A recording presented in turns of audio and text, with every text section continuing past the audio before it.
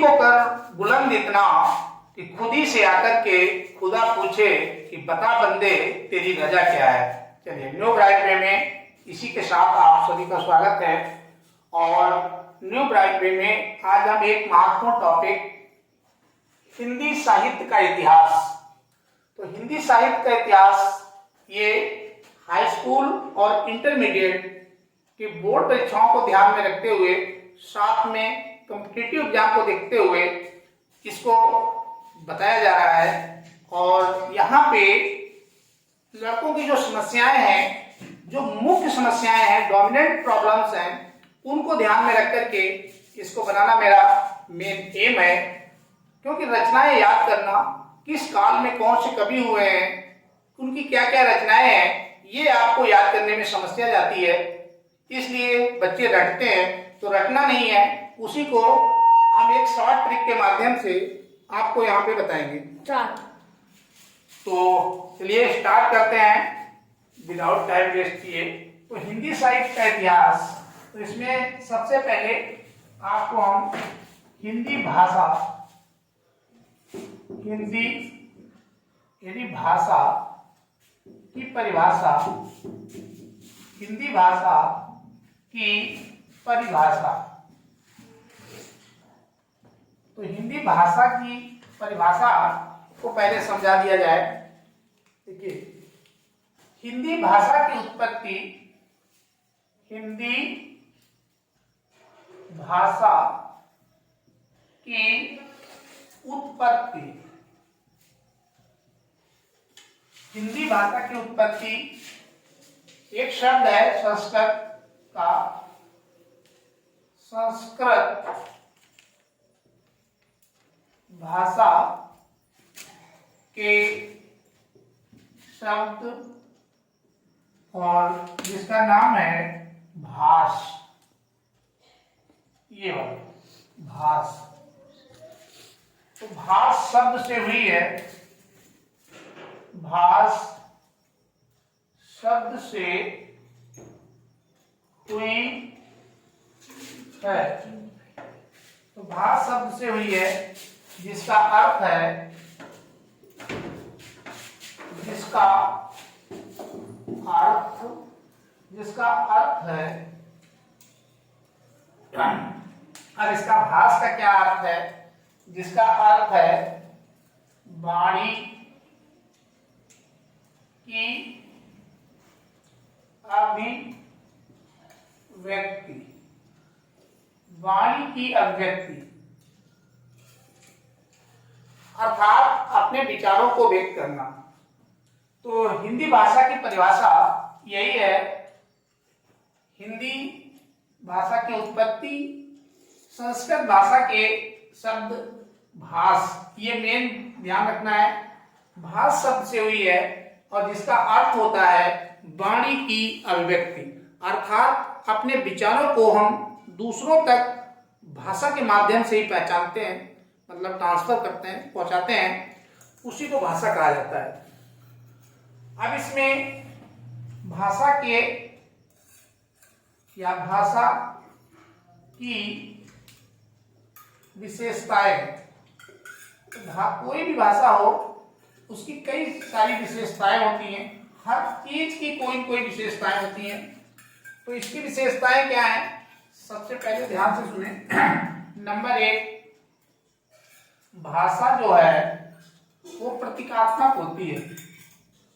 प्रतीकात्मक यानी कि वो प्रतीक चिन्हों के द्वारा लिखी जाती है, प्रतीकात्मक होती है, ये इसकी पहली विशेषता है।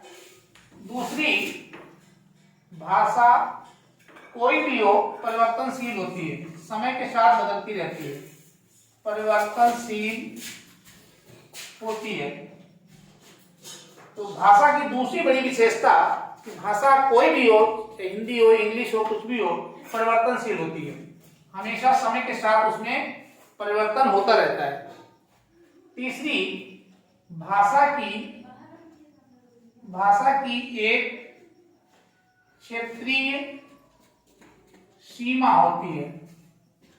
भाषा की एक क्षेत्रीय सीमा होती है, क्योंकि ये भिन्न भिन्न क्षेत्रों में भिन्न भिन्न भाषाएं बोली जाती हैं।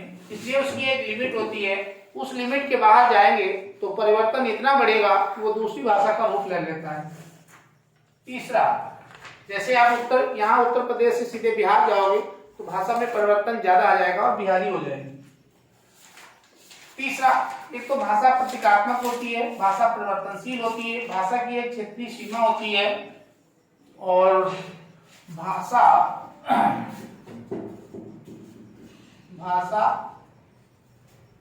मनुष्य की एक प्रमुख भाषा मनुष्य की एक मुख्य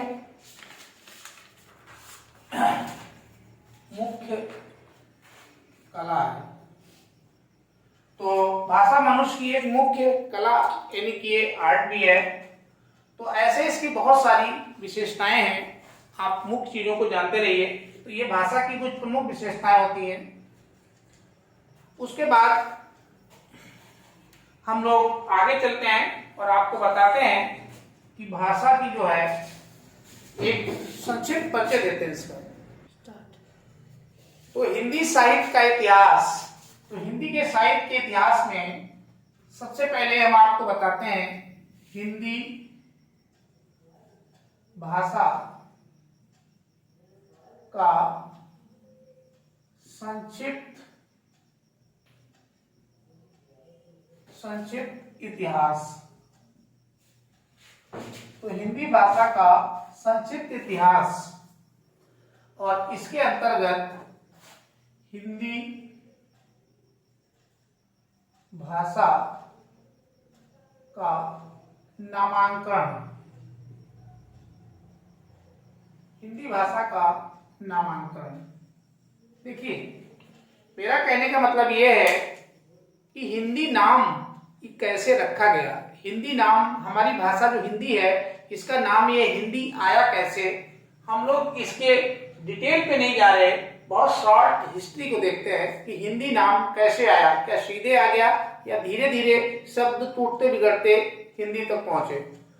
तो स्टेप बाय स्टेप आपको बता रहे हैं, बहुत महत्वपूर्ण है इसको जानना। तो हिंदी भाषा का नामांकन यहां से स्टार्ट करते हैं। हिंदी, हिंदू, हिंदी, हिंदू, हिंदुस्तान, हिंदुस्तान। तो ये तीन शब्द हैं, हिंदी, हिंदू, हिंदुस्तान। तीनों ही ये जो है फारसी भाषा के शब्द हैं। ये ध्यान रखना, कई बार पूछा गया है, फारसी भाषा के शब्द हैं। तो ये फारसी भाषा के शब्द हैं, नंबर 1, ये सबसे पहले। दूसरे नंबर पे आपको ये जानना है कि एक भारतीय फारसी कवि थे। तो ये भारतीय फारसी कवि, इनका नाम था औफी।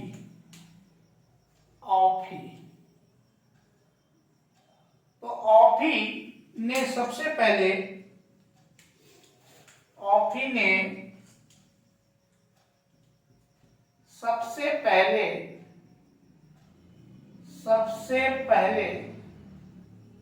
हिंदी साहित्य में,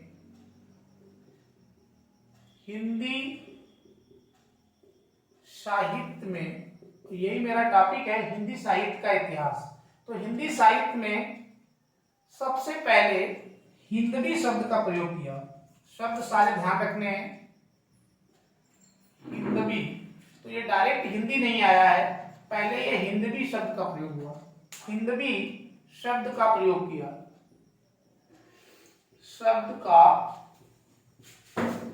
किया, तो हिंदवी शब्द का प्रयोग किया। और ये काम इन्होंने 13वीं शताब्दी में किया। ये ध्यान रखेंगे, 13वीं शताब्दी के प्रारंभ में तो ये कारनामा इन्होंने 13वीं शताब्दी के प्रारंभ में किया। 13वीं शताब्दी, तो 13वीं शताब्दी में ऑफी ने सबसे पहले हिंदवी शब्द का प्रयोग किया। तीसरा पॉइंट, 16वीं शताब्दी में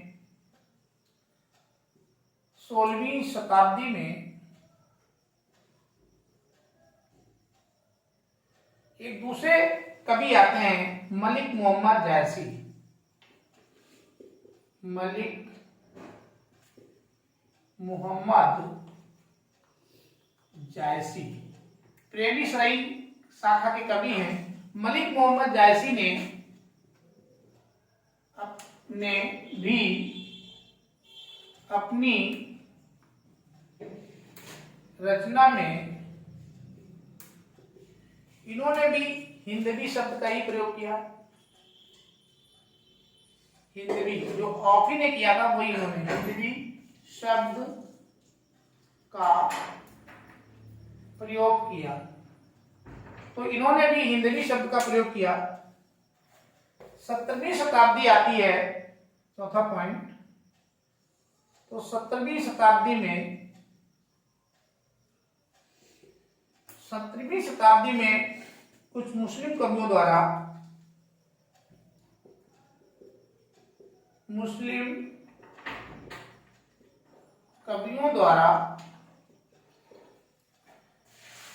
दो शब्द सामने आते हैं।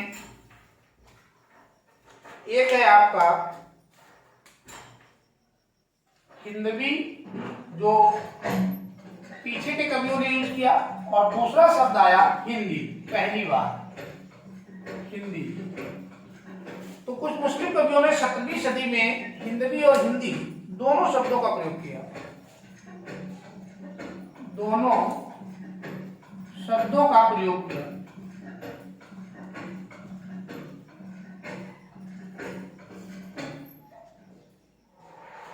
तो इन्होंने दोनों का प्रयोग किया। इसके बाद में 5वां पॉइंट ध्यान रखना है, 18वीं सदी आ जाती है। तो 18वीं सदी में अंग्रेज हमारे भारत आ चुके हैं। कट तो नहीं ना। 18वीं सदी में अंग्रेजों द्वारा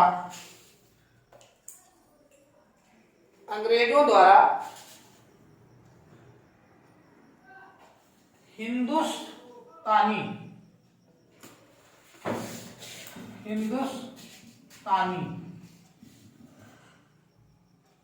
ये शब्द आया। हिंदुस्तानी शब्द का प्रयोग किया गया। तो हिंदुस्तानी शब्द अंग्रेजों ने सबसे पहले हिंदुस्तानी शब्द का प्रयोग किया गया। तो इस तरीके से 18वीं सदी में हिंदुस्तानी शब्द का प्रयोग किया गया। तो हिंदी साहित्य का जो नामांकन है हिंदी भाषा का, हिंदी, हिंदू, हिंदुस्तान, ये फारसी भाषा के शब्द है। भारतीय फारसी कवि एक ऑफी थे, इन्होंने सबसे पहले हिंदी साहित्य में हिंदवी शब्द का प्रयोग किया। तत्पश्चात 13वीं सदी में के प्रारंभ में ये काम इन्होंने किया, और 16वीं शताब्दी में मलिक मोहम्मद जायसी ने भी अपनी रचना में हिंदवी शब्द का प्रयोग किया। 17वीं सदी में मुस्लिम कवियों ने हिंदवी और हिंदी दोनों शब्दों का प्रयोग अपनी रचनाओं में किया। लेकिन 18वीं सदी आ जाती है और अंग्रेज भारत में अपना प्रचार प्रसार अच्छा खासा करने लगते हैं, और उन्होंने यहाँ के लिए हिंदुस्तानी शब्द का प्रयोग सबसे पहली बार अंग्रेजों द्वारा किया गया। लेकिन इसे भारतीय जनमानस ने स्वीकार नहीं किया और उसने हिंदी को ही वैल्यू दी। तो इसको हम मिटा के आगे बढ़ते हैं।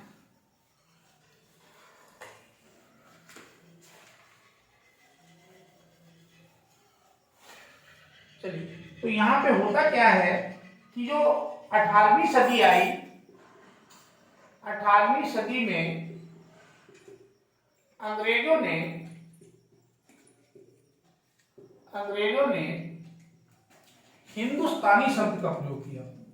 तो ये जो हिंदुस्तानी शब्द है ये अंग्रेजों की देन है, हिंदुस्तानी।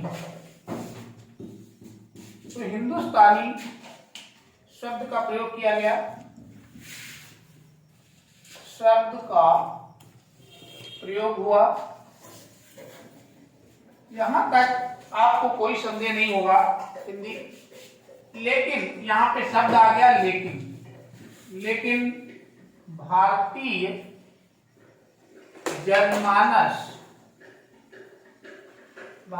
जनमानस ने इसे स्वीकार नहीं किया।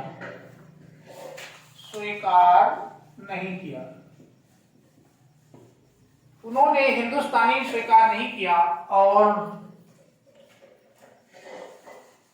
हिंदी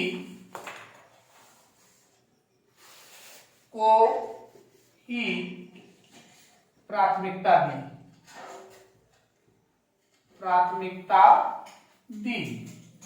तो इस तरीके से हिंदुस्तानी चला नहीं, हिंदी को ही प्राथमिकता दी गई भारतीय जनमानस के द्वारा।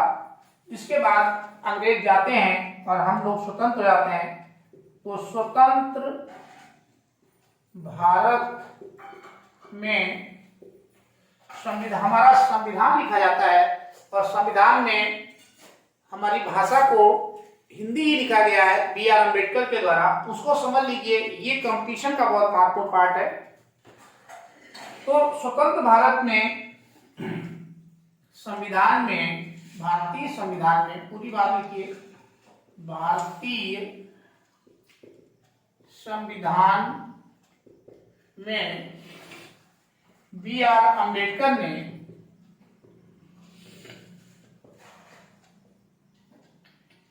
भी हिंदी भाषा को ही राष्ट्रभाषा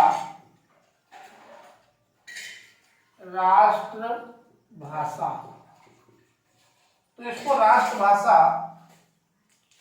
घोषित किया। तो ये हमारी राष्ट्रभाषा हो गई, घोषित किया। अब यहाँ पे आपसे पूछता है कब और किस आर्टिकल में, कई बार पूछा गया है, तो उसके लिए ध्यान दीजिए 343 अनुच्छेद। तो अनुच्छेद 343 फर्स्ट में 14 सितंबर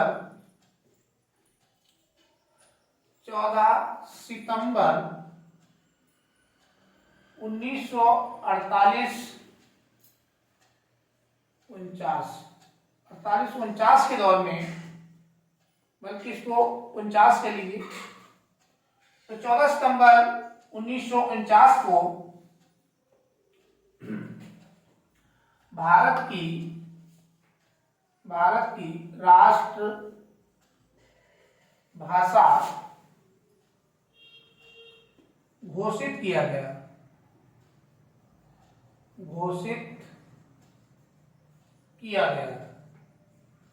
अब देखिए 14 सितंबर को इसे राष्ट्रभाषा घोषित किया गया। आर्टिकल नंबर ध्यान रखिएगा 343 फर्स्ट में। इसीलिए 14 सितंबर को हिंदी दिवस मनाया जाता है।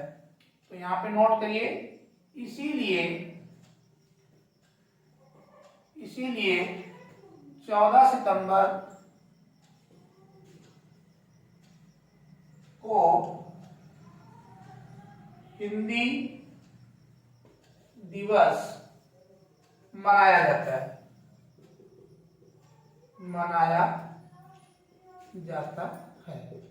यहां तक रही हिंदी को भाषा, हिंदी साहित्य में हिंदी शब्द आने का नामांकन से लेकर के उसका संक्षिप्त हिस्ट्री, उसका इतिहास का। अब हम चलते हैं सीधे हिंदी साहित्य की ओर और आपको बताते हैं कि हिंदी साहित्य को हमारे कितने भागों में बांटा गया है और हिंदी साहित्य हमारा लिखा किसने है। दोनों चीजें हमें समझनी है और फिर इसको हम आपको बता रहे हैं। तो स्टार्ट। चलिए, तो इसमें हिंदी साहित्य के इतिहास को पढ़ते हैं, कितने भागों में बांटा गया है। तो हिंदी साहित्य का इतिहास बहुत सारे कवियों ने लिखने की कोशिश की और लिखा भी, लेकिन सबसे ज्यादा जो मान्यता मिली वो आचार्य रामचंद्र शुक्ल को मिली। इसलिए जो हिंदी साहित्य का इतिहास हम लोग पढ़ते हैं वो आचार्य रामचंद्र शुक्ल के द्वारा लिखा गया है। तो हिंदी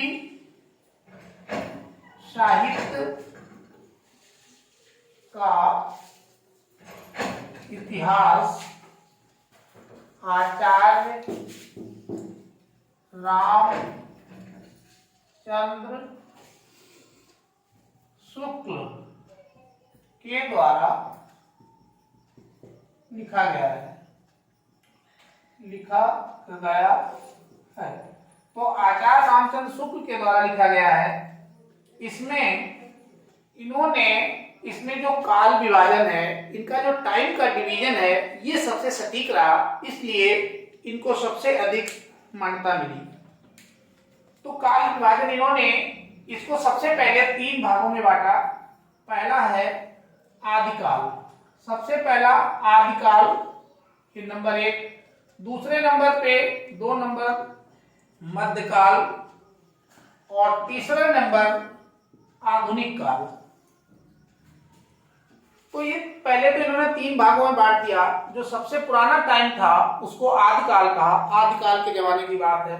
मध्यकाल जो बीच का समय है, जो मुस्लिम पीरियड रहा है भारत में आधुनिक मॉडर्न हिस्ट्री में, और आधुनिक काल ये आपके अंग्रेजों का टाइम है। तो लेकिन इसमें जो मध्यकाल है इसको फर्दर फिर से 2 भागों में विभाजित कर दिया। एक मध्यकाल, क्योंकि ये बहुत बड़ा पीरियड है मध्यकाल, इसलिए इसके 2 भाग बनाए गए। एक पूर्व मध्यकाल, ये पहले का, और एक उत्तर मध्यकाल। तो मध्यकाल को 2 भागों में विभाजित किया गया, पूर्व मध्यकाल और उत्तर मध्यकाल। पूर्व मध्यकाल जो है वो 1350 से 1650 रहा, और जो इतिहास की शुरुआत है हमारी हिंदी साहित्य की वो 1050 से 1350, यानी कि 300 वर्ष। 300 वर्ष तो हमारा आदिकाल माना जाता है हिंदी साहित्य में, और 1300 से 1600, फिर 1600 से 1800, यानी 13 से 1800 जाओगे आप 500 वर्ष। तो मैंने कहा कि ये काफी बड़ा टाइम है, इसलिए इसके 2 टुकड़े कर लिए गए। पूर्व मध्यकाल में 1316, तो 300 वर्ष लिया गया। तो ये 300 वर्ष का समय पूर्व मध्यकाल, और बाद के 200 वर्ष का समय, 200 वर्ष जो है बाद वाले, इनको उत्तर मध्यकाल कहा गया। उसके बाद 1850 से हमारा शुरू होता है आधुनिक काल। अब इसमें ये तो समय का विभाजन है, ये आपको बिल्कुल ध्यान रखना है। उसके बाद ये भी ध्यान रखना है कि जो आदिकाल है इसको कई नामों से जाना जाता है। तो आदिकाल को कई नामों से जाना जाता है क्योंकि भिन्न भिन्न कवियों ने इसको अपने हिसाब से नाम दिए, इसलिए इसके नामों की संख्या कई एक हो गई। सबसे पहले जो आदिकाल है ये नाम हजारी प्रसाद द्विवेदी द्वारा दिया गया। तो हजारी प्रसाद द्विवेदी ने इसको आदिकाल कहा। चारण काल भी कहा जाता है इसी को, लेकिन चारण काल राम कुमार वर्मा ने इसको बोला। और बीजक काल महावीर प्रसाद द्विवेदी ने इसको बीजक काल की संज्ञा दी। बीजक के बाद में वीर गाथा काल, इसीलिए मैंने इसको रेड कलर में कर दिया। वीर गाथा काल नाम रामचंद्र शुक्ल ने ही दिया है, जिन्होंने हिंदी साहित्य के इतिहास को लिखा, तो इन्होंने दिया। और सिद्ध सामंत काल, ये राहुल शंकराचार्य ने इसको सिद्ध सामंत काल का नाम दिया। इस तरीके से इसको कई नामों से जाना जाता है, 5 नामों से जाना जाता है। और इसके जो प्रमुख ग्रंथ हैं उनको भी 5 भागों में बांटा गया है। ये भी नोट कर लीजिए, इसके ग्रंथों को मुख्य रूप से 5 भागों में बांटा गया है। चलिए अब इसके बाद हिंदी में जो आदिकाल है के ग्रंथों को 5 भागों में बांटा गया है। इसको हम लोग 5 भाग में बांटा गया है। जैसे सिद्ध साहित्य, तो सिद्ध साहित्य ग्रंथ ये बौद्ध ग्रंथ हैं, तो बौद्ध ग्रंथों को सिद्ध साहित्य ग्रंथ कहते हैं। ये भी आदिकाल के ही ग्रंथ हैं। उसके बाद में राय ग्रंथ, तो राय राजस्थानी से आ जाते हैं, राजस्थानी ग्रंथ। जैन ग्रंथ हैं। और आपके नाथ जो साहित्य है वो गोरखनाथ के ग्रंथ हैं।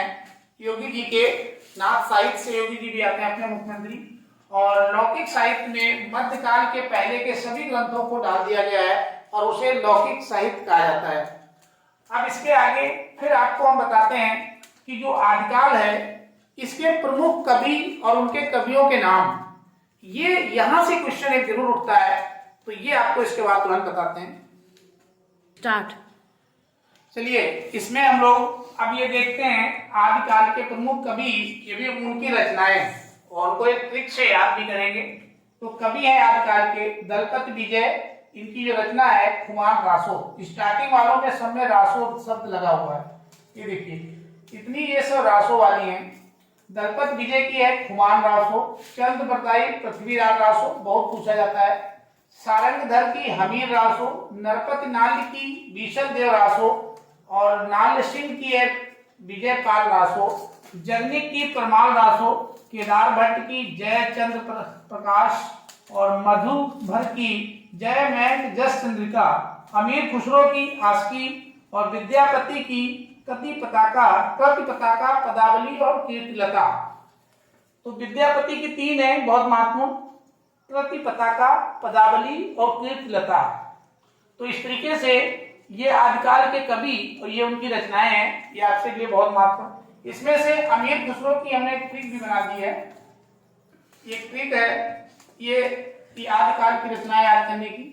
अमीर चंद विद्या नाले में जागिरी, तो अमीर से आ जाएंगे अमीर खुसरो, चंद से आ जाएंगे चंद बरदाई, नाले से आ जाएंगे नरपति नाल और जागिरी से जगनी और विद्या से आ जाएंगे विद्यापति। तो इतने कवि आदिकाल के हैं। एकदम से कोई पूछता है आदिकाल के कवियों के नाम बताओ, 4-5 तो नहीं आते हैं दिमाग में। यदि ये ट्रिक है तो हम बहुत जल्दी बता देंगे। अमीर चंद विद्या नाले में जागिरी, तो अमीर खुसरो, चंद बरदाई, विद्यापति, नरपति नाल, जगनी। तो इतने कवियों को आप 1, 2, 3, 4, 5 आप तुरंत बता ले जाएंगे। फिर अमीर खुसरो की जो रचनाएं याद करने की ट्रिक है वो देखिए, खली की हालत नाजुक है, खली से खलीक बारी एक इनकी बहुत महत्वपूर्ण रचना है, हालत से हालत ये कन्हैया ये इनकी दूसरी बहुत महत्वपूर्ण रचना है, और तीसरी नाजुक से नजराने हिंद, नजराने ये हिंद अपने जमाने में बहुत प्रचलित रचना है, चौथी इनकी पहेलिया और पांचवी है आस्की। वो तो यहाँ पे भी बताया था कि पांचवी इनकी जो रचना है वो आस्की। इस तरीके से आदिकाल को आप आसानी से ट्रिकों के माध्यम से याद कर सकते हैं। अब आपको इसके आगे नेक्स्ट पार्ट में बताएंगे। Thank you for watching.